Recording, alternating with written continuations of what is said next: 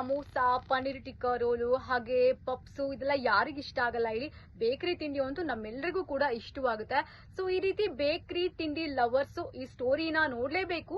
ಯಾಕಂದ್ರೆ ನಿನ್ನೆ Magadi road ನಲ್ಲಿರುವಂತಹ housing board ನಲ್ಲಿ ಒಂದು ಬೇಕರಿಗೆ ಒಬ್ಬ ಕ್ಯಾಬ್ ಚಾಲಕ ಹೋಗ್ತಾರೆ. ಸೊ ಅವರಿಗೆ ತೀವ್ರವಾಗಿ ಹೊಟ್ಟೆ ಹಸುವಾಗಿರುತ್ತೆ.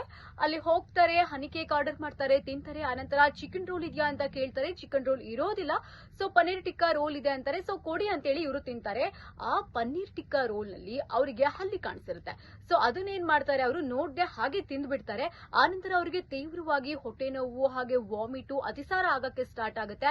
ಅವರು ಆಸ್ಪತ್ರೆಗೆ ಹೋಗಿ ಅಡ್ಮಿಟ್ ಆದಾಗ ಅಲ್ಲಿ ಡಾಕ್ಟರ್ ಹೇಳ್ತಾರೆ, ನೀವು 24 ಗಂಟೆ ಐಸಿಯು ನಲ್ಲಿ ಚಿಕಿತ್ಸೆ ಪಡ್ಕೊಳ್ಬೇಕಾಗತ್ತೆ ಅಂತ ಹೇಳ್ತಾರೆ. ಆನಂತರ ಈ ವಿಚಾರವನ್ನ ಬೇಕರಿ ಅವರಿಗೆ ಹೇಳಿದಾಗ ಬೇಕರಿ ಅವರು ಉಡಾಫೆ ಮಾಡ್ತಾರಂತೆ. ನೋಡಿ, ನಮ್ಗೇನು ಗೊತ್ತಿಲ್ಲ ಅನ್ನೋ ರೀತಿಯಲ್ಲಿ ಅವರು ಉತ್ತರವನ್ನ ಕೊಡ್ತಾರಂತೆ. ಸೊ ಈ ವ್ಯಕ್ತಿ ಏನ್ ಮಾಡ್ತಾರೆ, ಸೀದಾ ಪೊಲೀಸ್ ಸ್ಟೇಷನ್ಗೆ ಹೋಗಿ ಅಲ್ಲಿ ಕಂಪ್ಲೇಂಟ್ ಅನ್ನ ರೈಸ್ ಮಾಡ್ತಾರೆ. ನನ್ಗೆ ಈ ರೀತಿ ಆಯ್ತು, ಒಂದು ಬೇಕರಿಗೆ ಹೋಗಿದ್ದೆ, ಈ ತರ ಪನ್ನೀರ್ ಟಿಕ್ಕಾ ರೋಲ್ ತಿಂದೆ, ಅಲ್ಲಿ ನನಗೆ ಹಲ್ಲಿ ಸಿಕ್ತು, ಆದ್ರೆ ನನ್ನ ಹತ್ರ ಯಾವುದೇ ರೀತಿಯ ಸಾಕ್ಷಿ ಪುರಾವೆಗಳಿಲ್ಲ, ನನಗೆ ಗಾಬರಿ ಆಯ್ತು, ಆ ಒಂದು ಗಾಬರಿನಲ್ಲಿ ನಾನು ಫೋಟೋವನ್ನ ತೆಕ್ಕೊಳ್ಳೋದು ಮರ್ತೆ ಅಂತ ಹೇಳ್ತಾರೆ. ಸೊ ಈ ರೀತಿಯಾದಂತಹ ಘಟನೆಗಳು ನಮ್ಮ ದಿನನಿತ್ಯ ಜೀವನದಲ್ಲಿ ನಡೀತಾನೆ ಇರುತ್ತೆ.